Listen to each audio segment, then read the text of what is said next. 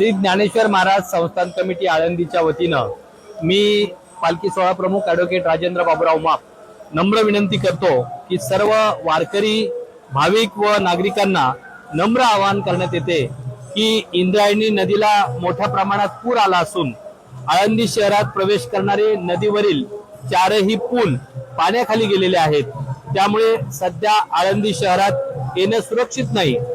जे वारकरी व भाविक आळंदीच्या दिशेने प्रवास करत आहेत त्यांनी ज्या ठिकाणी आहात त्या ठिकाणी अथवा त्या लगतच्या सुरक्षित ठिकाणी थांबावं। आळंदीमध्ये येण्याचा कुठल्याही प्रकारे प्रयत्न करू नये।